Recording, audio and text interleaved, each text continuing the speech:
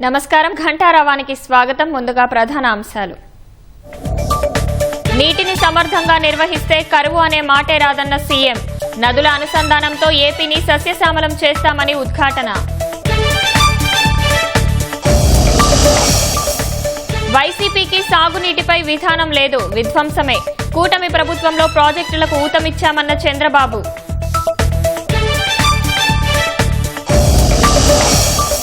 ఎనిమిది బిల్లులకు శాసనసభ ఆమోదం. హరిత పన్ను 20,000 నుంచి 3,000కు తగ్గింపు.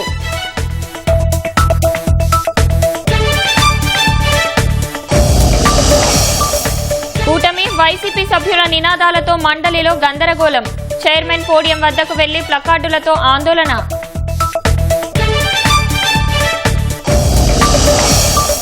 అక్టోబర్లో ప్రధాని మోదీ ట్రంప్ భేటీకి అవకాశం.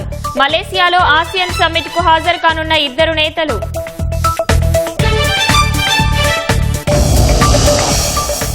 ఓట్ల చోరులను ఈసీ రక్షిస్తోందని రాహుల్ ఆరోపణ. ప్రజాస్వామ్యాన్ని విపక్ష నేత కించపరుస్తున్నారని బీజేపీ ధ్వజం.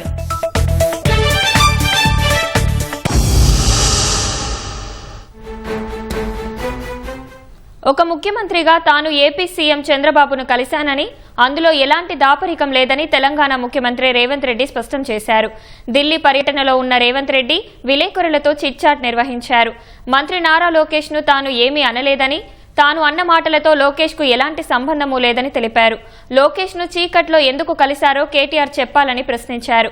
లోకేష్ తమ్ముడు లాంటి వారని అంటున్న కేటీఆర్ తమ్ముడు లాంటి వాడైతే కష్టంలో అన్నలా ఎందుకు వ్యవహరించలేదని ప్రశ్నించారు. చంద్రబాబును జైల్లో పెడితే హైదరాబాద్ రోడ్లపైకి వచ్చిన జనాన్ని కేటీఆర్ ఎందుకు కొట్టించారని రేవంత్ రెడ్డి ప్రశ్నించారు.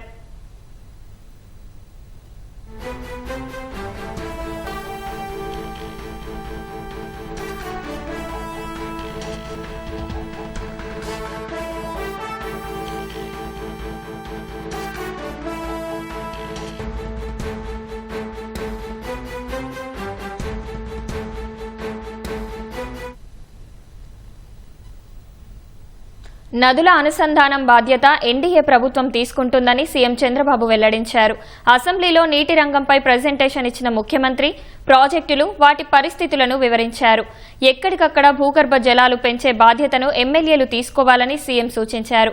పోలవరం నిర్మాణంలో సమస్యలు అధిగమిస్తూ వచ్చామన్న ముఖ్యమంత్రి గత పాలనలో డయాఫ్రమ్ వాల్ కొట్టుకుపోయిందని చెప్పారు. 2027 నాటికి పోలవరం పూర్తి చేసే బాధ్యత తీసుకుంటామని చంద్రబాబు ప్రకటించారు. నదుల అనుసంధానానికి శ్రీకారం చుడుతున్న అన్ని నదుల అనుసంధానం చేసే బాధ్యత ఎన్డీఏ ప్రభుత్వం తీసుకుంటామని మీ అందరికీ విజ్ఞప్తి చేస్తున్నాను. మొత్తం కలిసి మనకు 40 నదులున్నాయి. 38,457 మైన్ ఇరిగేషన్ ట్యాంక్స్ ఉన్నాయి. 19 లక్షల అగ్రికల్చర్ పంప్ సెట్స్ ఉన్నాయి. 14 లక్షల వాటర్ కన్జర్వేషన్ స్ట్రక్చర్స్ ఉన్నాయి. 106 లక్షల ఎకరాలు ఇరిగేటెడ్ ల్యాండ్ ఉంది. 402 లక్షల ఎకరాలు ఉంటే అందులో 26-27% ఇరిగేటెడ్ ల్యాండ్ ఉండే పరిస్థితి వస్తూ ఉంది. నదుల అనుసంధానం చేయడం, ఎక్కడికక్కడ ఇరిగేషన్ ప్రాజెక్ట్స్ అన్ని పూర్తి చేయడం. 14-19 68,417 కోట్ల రూపాయలు ఖర్చు పెట్టాం. వైఎస్ఆర్ కాంగ్రెస్ పార్టీ వచ్చిన తర్వాత 28,376 కోట్లు మాత్రం ఖర్చు పెట్టారు. మనం 1 ఇయర్లో 12,454 కోట్ల రూపాయలు ఖర్చు పెట్టాం. ఈ 5 ఏళ్లలో 60,000 కాదు 70,000 కోట్ల కంటే ఎక్కువ ఖర్చు పెట్టి రాష్ట్రంలో అన్ని ప్రాజెక్టులు పూర్తి చేయడానికి ముందుకు పోతామని చెప్పి కూడా నేను మీకు తెలియజేస్తున్నా. మేజర్ మీడియం ఇరిగేషన్ ప్రాజెక్ట్స్ లో 94% రిజర్వాయర్లో నీళ్లు వచ్చే పరిస్థితికి వచ్చింది. మనస్ఫూర్తిగా అభినందిస్తున్నాం. ఈ రోజు మనం చూస్తే ఇప్పటికిక్కడ చూసినప్పుడు 1048 టీఎంసీ నీళ్లున్నాయి. వర్షాలు బాగా వస్తున్నాయి. అందుకని ఎక్కడికక్కడ గ్యాప్ పెట్టాలి, ఫ్లడ్ క్వశ్చన్ పెట్టుకోవాలి, గట్టి క్వశ్చన్ పెట్టారు. అల్టిమేట్గా ఫ్లడ్ తగ్గతానే అవి ఫిలప్ చేస్తారు. కాబట్టి మొత్తం ఇప్పటికీ 74% పూర్తయింది ఉన్నాయి. నీళ్లు లేనప్పుడు బాధపడడం కంటే నీటిని సమర్థవంతంగా మనం మేనేజ్ చేసుకోగలిగితే కరువు అనే మాట రాదు. ఈ 7 మండలాలు ఇవ్వకపోతే నేను ప్రమాణ స్వీకారం చేయనని చాలా స్పష్టంగా చెప్పాను. ఆ ఆర్డినెన్స్ ఇచ్చిన తర్వాత పార్లమెంట్ సమావేశాలు పెట్టారంటే ఈ రోజు ఆ ప్రాజెక్టు పూర్తి అయిందంటే ఆ రోజు ఎన్డీఏ ప్రభుత్వం చొరవ తీసుకున్నారు కాబట్టి అయింది తప్ప దానికి మనస్ఫూర్తిగా ఇప్పుడు కూడా నేను ప్రధానమంత్రి నరేంద్ర మోడీ గారిని అభినందిస్తున్నానని చెప్పి నేను తెలియజేస్తున్నాను. 32,215 క్యూబిక్ మీటర్లు కాంక్రీట్ ఒకే రోజు చేసి గిన్నిస్ రికార్డు కూడా ఎక్కాం. దురదృష్టం 2019 ఎన్నికల్లో ఓడిపోవడం. వీళ్ళు చేసిన విన్యాసంతో మొత్తం ప్రాజెక్టే మళ్ళా మొదటికొచ్చే పరిస్థితికి వచ్చింది. ఈరోజు మళ్ళీ మనం వచ్చిన తర్వాత దీన్ని లైన్లో పెట్టాం. ఈరోజు గర్వంగా చెప్తున్నా 86.1% సివిల్ వర్క్స్ పూర్తయినాయి. R&R కూడా పూర్తి చేస్తున్నాం. 2027 డిసెంబర్ నాటికి పూర్తి చేసి జాతికి అంకితం చేసే బాధ్యత ఈ ప్రభుత్వం తీసుకుంటాం. వైసీపీ సర్కార్ వారసత్వంగా ఇచ్చిన అప్పులు తీరుస్తూ పెండింగ్ నీటిపారుదల ప్రాజెక్టులు పూర్తి చేస్తున్నట్లు జలవనరుల శాఖ మంత్రి నిమ్మల రామానాయుడు చెప్పారు. పెండింగ్ ప్రాజెక్టులు పూర్తి చేసేందుకు ప్రత్యేకంగా కార్పొరేషన్ ఏర్పాటు చేయాలని ఎమ్మెల్యేలు సభలో కోరారు.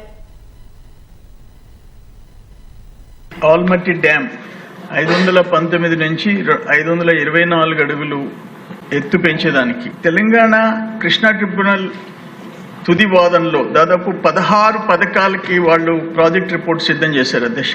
ఈ 2-3 ఇయర్స్ లో ఆ 2 ప్రభుత్వాలు ప్లాన్ చేస్తున్నాయి. వాళ్ళకి నీళ్లు పోకూడదని నేను అంటంలా, రైట్ ప్రకారం పోతున్నాయా లేక అంగీకారం లేకుండా వాళ్ళ పార్టీకి వాళ్ళు పైన ఉండే వాళ్ళు డైవర్ట్ చేసుకుంటూ పోతే సీరియస్ గా తీసుకోవాల్సిన అవసరం అయితే ఉందని చెప్పేసి నేను మంత్రి గారి దృష్టికి తెస్తున్నాను అధ్యక్ష. గతంలో జగన్మోహన్ రెడ్డి చిన్న సూత్రం చూపెట్టాడు. మనకి డబ్బు కావాలంటే ఒక కార్పొరేషన్ పెట్టడం, ఆ కార్పొరేషన్ ద్వారా అప్పు తేవడం, ఆ అప్పును దుర్వినియోగం చేయడం, తన జేబులోకి తీసుకోవడమో లేదా వేరే రకంగా దుర్వినియోగం చేయడం ఏదో చేశాడు.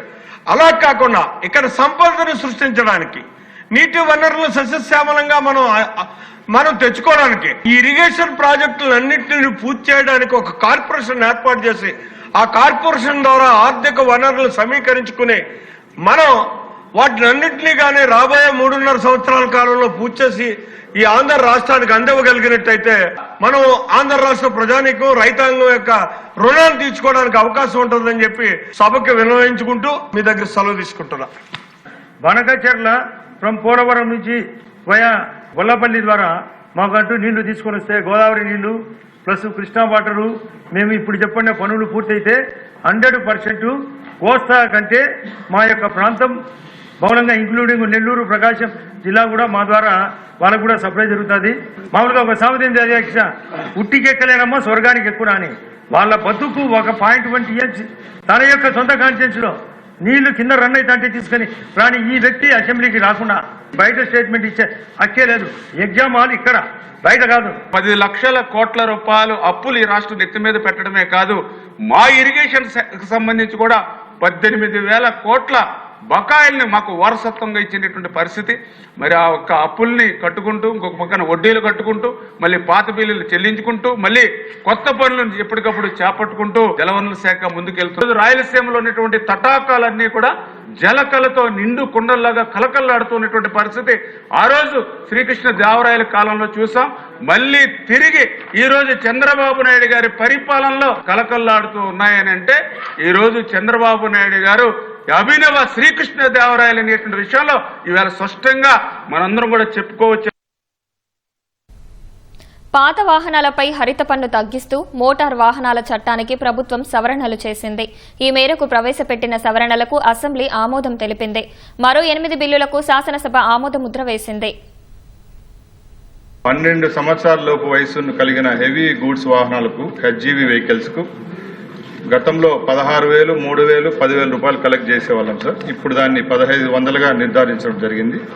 అలాగే 12 సంవత్సరాలు పైబడిన వాహనాలకు గతంలో 3,200, 6,000, 20,000 కలెక్ట్ చేసేవాళ్ళం సార్. ఇప్పుడు దాన్ని సవరిస్తూ ప్రభుత్వం 3,000 రూపాయలు కుదించడం. ప్లాస్టిక్ నియంత్రణ అందరి బాధ్యతని ఉప ముఖ్యమంత్రి పవన్ కళ్యాణ్ అన్నారు.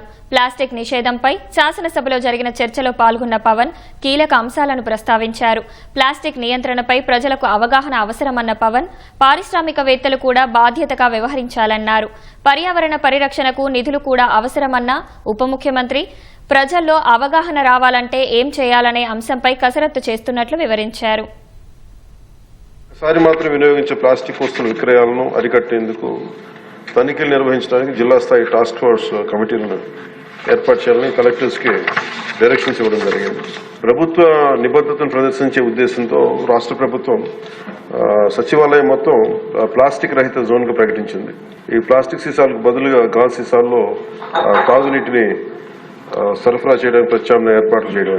ఇప్పుడు ఫ్లెక్సీస్ వల్ల ఏం జరుగుతుందంటే అధ్యక్ష, ఇది ఒక ప్లాస్టిక్ మన అందరి దైనందిన అంటే డే టు డే జీవితంలో చాలా అంతర్భాగం అయిపోయింది. కూరగాయల్లో వాటి దగ్గర నుంచి నీళ్ల బాటిల్స్ కావచ్చు, ఇయర్ బడ్స్ కావచ్చు, ప్లాస్టిక్ ప్లేట్స్, ప్లాస్టిక్ గ్లాసెస్ ఇవన్నీ సౌకర్యం కలిగిస్తున్నాయి. కానీ ప్లాస్టిక్ మనం భూమిలో మనం ఇమ్మటానికి కనీసం 300 years పడుతుంది అధ్యక్ష. ఆంధ్రప్రదేశ్లోనే చాలా సందర్భాలు ఆవుల కడుపులో సుమారు 60 నుంచి 70 కిలోల ప్లాస్టిక్ తొలగించిన సంఘటనలు నమోదయ్యాయి. మోస్ట్ డేంజరస్ ఏంటంటే చిన్న చిన్న ముక్కలుగా విడిపోయి మైక్రో ప్లాస్టిక్, నానో ప్లాస్టిక్స్ రూపంలో నేల, నీరు, గాల్లో ఇప్పటికీ ఉండిపోతున్నాయి. ఇటీవల అధ్యయనాల్లో కూడా తల్లిపాలలో కూడా మైక్రో ప్లాస్టిక్ ఉన్నాయని తెలియజేస్తా ఉన్నది. ఒక డీటెయిల్ అనాలిసిస్, డీటెయిల్ ప్లాన్ తో వస్తున్నాం అధ్యక్ష, ఒక యాక్షన్ ప్లాన్ తోటి. సో మన రోజువారీ జీవితంలో ప్లాస్టిక్ ప్రత్యామ్నాయంగా చెరుకు పిప్పి, తాటాకులు కానీ, వెదురు ఇట్లాంటి ఇత్యాది బయోడిగ్రేడబుల్ తోటి సేమ్ ఇదే తయారు చేసుకోవచ్చు. ప్రత్యామ్నాయ పరిశ్రమలకి సర్క్యులర్ ఎకానమీ పెద్దపీటలు వేయాలి. సో ఆ దిశగా గౌరవ ముఖ్యమంత్రి గారు కూడా వాటిని ముందుకు తీసుకెళ్తారు ఈ పథకాల ద్వారా. పర్యావరణ పరిరక్షణ తన మా సహకారాన్ని అందిస్తా ఉన్నాం. దీన్ని అందరూ సద్వినియోగం చేసుకోవాలి. కాదు దీన్ని ప్రజలు కీలకమైన భాగస్వామ్యం ప్రజల్లోనే ఉంది. అలాగే ప్రత్యేక ప్రోత్సాహాలు విస్తృతంగా అమలు చేయడం ద్వారా పారిశ్రామిక వర్గాలను ఆకర్షించాలి. అప్పుడు ప్రజల ఆలోచన విధానంలో కూడా మార్పు అవసరం. శాసన మండలిలో వైసీపీ సభ్యులు రెండో రోజు గందరగోళం సృష్టించారు. ఉదయం సభ ప్రారంభం కాగానే మెడికల్ కాలేజీలపై చర్చించాలంటూ వైసీపీ సభ్యులిచ్చిన వాయిదా తీర్మానాన్ని చైర్మన్ మోషన్ రాజు తిరస్కరించారు. ప్రశ్నోత్తరాలు చేపట్టారు. వైసీపీ ఎమ్మెల్సీలు వెల్లోకి వెళ్లి ప్లకార్డులు ప్రదర్శించారు. మెడికల్ కళాశాలలపై చర్చకు పట్టుబట్టారు. ఈ క్రమంలో మండలి చైర్మన్ సభను 2 సార్లు వాయిదా వేశారు. తిరిగి ప్రారంభమయ్యాక జీఎస్టీ సంస్కరణలపై స్టేట్మెంట్ ఇవ్వాలని ఆర్థిక మంత్రి పయ్యావుల కేశవ్ను మోషన్ రాజు ఆహ్వానించారు. ఈ క్రమంలో వైసీపీ ఎమ్మెల్సీలు ప్రభుత్వానికి వ్యతిరేక నినాదాలతో హోరెత్తించారు. టీడీపీ సభ్యులు కూడా కొందరు లేచి వెల్లోకి వెళ్లారు. వైసీపీ ప్రభుత్వం పునాదులకే పరిమితం చేసిన మెడికల్ కళాశాలల ఫోటోలను ప్రదర్శించారు. ప్రభుత్వ మెడికల్ కళాశాలల్లో మేనేజ్మెంట్ కోటా తెచ్చింది జగన్ కాదా అని ప్రశ్నించారు. అన్నీ మర్చిపోయి నిందలేంటని నిలదీశారు. ఇరుపక్షాల పోటాపోటీ నినాదాలతో సభలో తీవ్ర గందరగోళం చోటు చేసుకుంది. కొందరు వైసీపీ సభ్యులు కాగితాలు చించి గాల్లోకి విసిరారు. మెడికల్ కళాశాలలపై సోమవారం స్వల్పకాలిక చర్చకు సిద్దమని మంత్రి పయ్యావుల కేశవ్ స్పష్టం చేయగా తక్షణమే చర్చించాలని బొత్స పట్టుబట్టారు. పరిస్థితి ఎంతకీ మారకపోవడంతో మండలి చైర్మన్ సభను సోమవారానికి వాయిదా వేశారు. కూర్చోవాలి, దయచేసి కూర్చోవాలి, ప్లీజ్ కూర్చోవాలి. నా మినిస్టర్ స్టేట్మెంట్ ఇస్తున్నారు, దయచేసి కూర్చోవాలి, కూర్చోండి. మీ డిమాండ్ మీద షార్ట్ డిస్కషన్ పెట్టాము. షార్ట్ డిస్కషన్ పెట్టిన తర్వాత దాన్ని మనం షార్ట్ డిస్కషన్ తీసుకొస్తున్నప్పుడు ఇది కరెక్ట్ కాదు, దయచేసి కూర్చోమని మెంబర్స్ ఈ విధంగా వాళ్ళు చేయడం ధర్మం. అధ్యక్ష, మీరు నిర్ణయం తీసుకోవాలండి. ఒప్పుకున్నారు బీఎస్సీలో, ఒప్పుకున్న తర్వాత కూడా అల్లరి చేయడంలో ఆవశ్యకత ఏంటి? మీ చేతిలో ఉంది, మీరు రూలింగ్ ఇవ్వండి అధ్యక్ష. బీఎస్సీలో ఎల్ఓపి గారు ఉన్నారు, దీని మీద డిస్కషన్ జరుగుతుంది అని చెప్పారు. ఇంకా వాళ్ళ లీడర్ ఆఫ్ అపోజిషన్ గారి మీద చెప్పిన దాని మీద కూడా నమ్మకం లేకపోతే ఇవాళ కాకపోతే మండే టేకప్ చేయండి అధ్యక్ష. మాది మండే గవర్నమెంట్ బిజినెస్ ప్రయారిటీది. Monday will give a statement. వాళ్ళకి ఏమైనా ఈరోజు ప్రాబ్లం ఉందంటే మండే స్టేట్మెంట్ అధ్యక్ష. మండే అయిపోయిన తర్వాత క్వశ్చన్ అయిన తర్వాత ఈ డిబేట్ పెట్టండి అధ్యక్ష. ఎలాగ డిబేట్కి మనం ఉన్నాం కదా, మండే పెట్టండి అధ్యక్ష. మాకైతే అభ్యంతరం లేదు.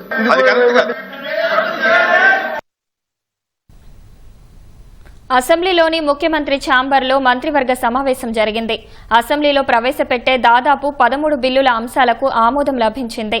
నాలా ఫీజు రద్దుకు సంబంధించి చట్టాలను సవరిస్తూ నిర్ణయం తీసుకున్నారు. వైఎస్సార్ తాడిగడప మున్సిపాలిటీని తాడిగడప మున్సిపాలిటీగా సవరణకు మంత్రివర్గం ఆమోదం లభించింది. రాజధానిలో పెద్ద ప్రాజెక్టుల అమలుకు ప్రత్యేక వాహక నౌకల ఏర్పాటు చేయనున్నారు. ఓటర్ల జాబితా తయారీకి మరో 3 తేదీల ఖరారు ప్రతిపాదనకు ఆమోదం లభించింది. లిఫ్ట్ పాలసీ కింద చిన్న సంస్థల ఏర్పాటుకు భూములు కేటాయించారు. ముఖ్యమంత్రి చంద్రబాబుకు మంత్రి సత్యకుమార్ యాదవ్ విజయవాడ ఉత్సవ్ ఆహ్వాన పత్రికను అందజేశారు. ఉమ్మడి కృష్ణా జిల్లా ఎమ్మెల్యేలతో కలిసి సచివాలయానికి వెళ్లి ఆహ్వాన పత్రికను ఇచ్చారు. విజయవాడలో ఘనంగా నిర్వహిస్తున్న ఉత్సవ్లో పాల్గొనాలని కోరారు. సీఎంతో పాటు మంత్రి లోకేష్, హోంమంత్రి అనితకు ఆహ్వాన పత్రిక అందజేశారు. మంత్రి సత్యకుమార్ వెంట విజయవాడ కమిటీ సభ్యులు ఎంపీ కేసినేని చిన్ని, ముత్తవరపు మురళీకృష్ణ ఉన్నారు. సెప్టెంబర్ 22 నుంచి అక్టోబర్ 2 వరకు విజయవాడలో ఉత్సవ్ కార్యక్రమం నిర్వహించనున్నారు. విజయవాడ కళలు సాంస్కృతిక వైభవంగా చాటే విధంగా ఉత్సవ్ను నిర్వహిస్తున్నట్టు ఎంపీ కేసినేని చిన్ని తెలిపారు.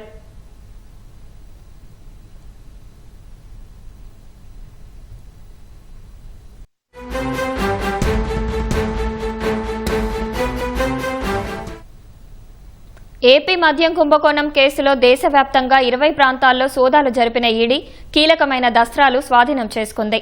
మరింత సమాచారం మా ప్రతినిధి రమేష్ ను అడిగి తెలుసుకుందాం. రమేష్, చెప్పండి, మద్యం కేసులో సోదాలపై ఈడీ ప్రకటనలో ఉన్న వివరాలేంటి?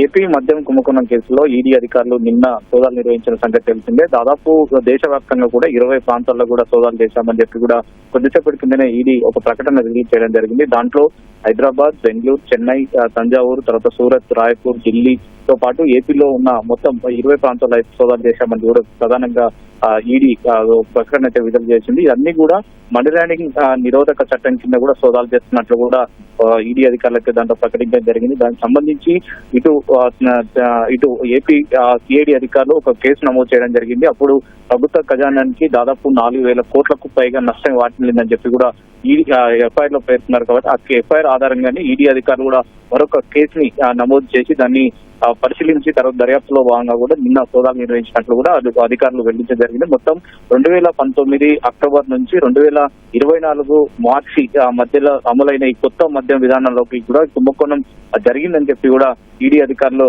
దర్యాప్తులో ప్రెస్ నోట్ లో కూడా వివరించడం జరిగింది. అయితే ప్రముఖ బ్రాండ్లను పక్కన పెట్టి తర్వాత నకిలీ ఉన్న కొత్త బ్రాండ్లను ప్రమోషన్ చేయడంతో పాటు తర్వాత సరఫరాదారుల పైన ఒత్తిడి చేసి ఇన్వాయిస్లకు సంబంధించిన విలువలో దాదాపు 15 నుంచి 20% సంబంధించిన కిక్ బ్యాంకుల ద్వారా కూడా ఇవన్నీ చెల్లింపులు జరిగించారనేది కూడా ప్రధానంగా ఈడీ గుర్తించినట్లు కూడా దాంట్లో పేర్కొనడం జరిగింది. దీంట్లో సెల్ కంపెనీలు కానీ బోగస్ కంపెనీల ద్వారా కూడా ఈ నిధులు మళ్లించారని చెప్పి కూడా గుర్తించామని చెప్పి కూడా దాంట్లో ప్రకటించడం జరిగింది. దీంట్లో ఏపీ ఎస్బిసిఎల్ సంబంధించిన చెల్లింపులు ఎక్కడైతే ఉన్నాయో వాటిని అన్ని కూడా నకిలీ కంపెనీలకు బదిలీ చేస్తూ నకిలీ వాటిని బదిలీ చేశారని చెప్పి కూడా వాటికి సంబంధించిన కొన్ని డాక్యుమెంట్లు కూడా మేము స్వాధీనం చేసుకున్నామని చెప్పి కూడా ఈడీ పేర్కొనడం జరిగింది. మొత్తం వచ్చిన నగదు ఇటు బంగారం కానీ తర్వాత నగదు రూపంలో ఉన్న వాటిని అన్నిటి కూడా ఈ కిక్ బ్యాంకుల నుంచి ద్వారా కూడా వీళ్ళంతా చెల్లించారు. వాటిని ఆభరణాలలో వ్యాపారాల ద్వారా కూడా ఇవంతా లావాదేవీలు నిర్వహించారని చెప్పి కూడా ప్రధానంగా ఈడీ గుర్తించినట్టు తెలిసింది. అయితే సోదాల్లో భాగంగానే నకిలీ ఇన్వాయిస్లు కానీ తర్వాత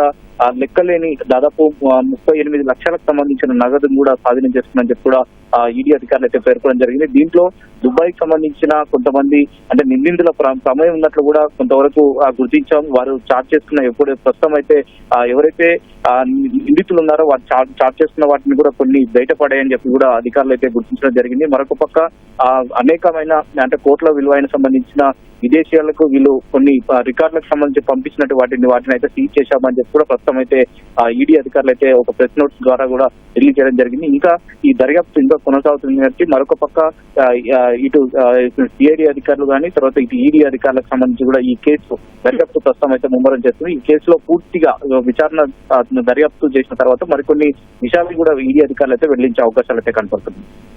ధన్యవాదాలు రమేష్.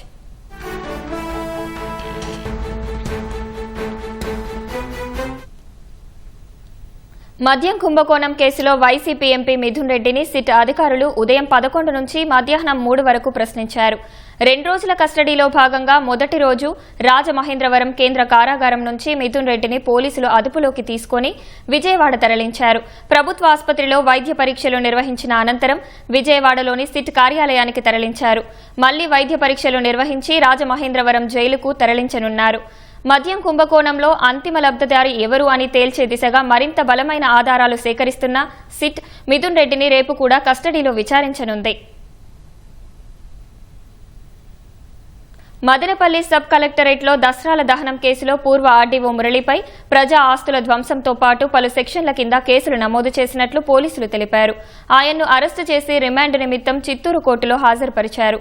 మురళి మధ్యంతర బెయిల్ను సుప్రీంకోర్టు రద్దు చేయడంతో తిరుపతిలోని ఆయన నివాసంలో పోలీసులు అదుపులోకి తీసుకున్నారు.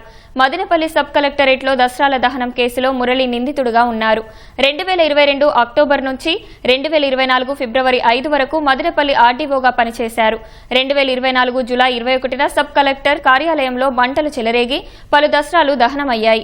కేసులో నిందితులుగా పూర్వ ఆర్డీఓలు మురళి, హరిప్రసాద్ ఉన్నారు. ఇదే కేసులో అరెస్టైన సీనియర్ అసిస్టెంట్ గౌతమ్ తేజ బెయిలుపై విడుదలయ్యారు.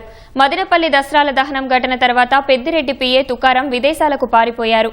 ఏడాది దాటినా స్వదేశానికి తిరిగి రాలేదు. రాష్ట్రంలో విద్యా విధానానికి మంత్రి లోకేష్ అధిక ప్రాధాన్యత ఇస్తున్నారని కేంద్ర మంత్రి కింజరపు రామ్మోహన్ నాయుడు తెలిపారు. శ్రీకాకుళం 7 రోడ్ల కూడలిలో ఉన్న ఎన్టీఆర్ నగరపాలక పాఠశాలను కలెక్టర్ స్వప్నిల్ దినకర్ పున్కర్తో కలిసి ఆయన సందర్శించారు. విద్యార్థులను అడిగి సమస్యలు తెలుసుకున్న రామ్మోహన్ సుదీర్ఘ చరిత్ర గల ఈ పాఠశాలను దత్తత తీసుకుంటున్నట్లు ప్రకటించారు. స్వచ్ఛాంధ్ర ఉద్యమ స్ఫూర్తితో ప్లాస్టిక్ ఫ్రీ స్కూల్స్ కోసం సహకరించాలని విద్యార్థులను ఆయన కోరగా వాళ్లు అంగీకారం తెలిపారు. ఎన్టీఆర్ మున్సిపల్ హై స్కూల్ 1856లో స్టార్ట్ అయినటువంటి స్కూల్ ఇది. అంత పురాతనమైనటువంటి స్కూలు ఈ జిల్లాలో ఎక్కడ కూడా లేదు. మొట్టమొదటి స్కూల్గా అవతరించినటువంటి ఎన్టీఆర్ మున్సిపల్ హై స్కూల్ని మరింత డెవలప్ చేయాలనే ఆలోచనతో ఇక్కడ అనేక కార్యక్రమాలు చేపట్టాం.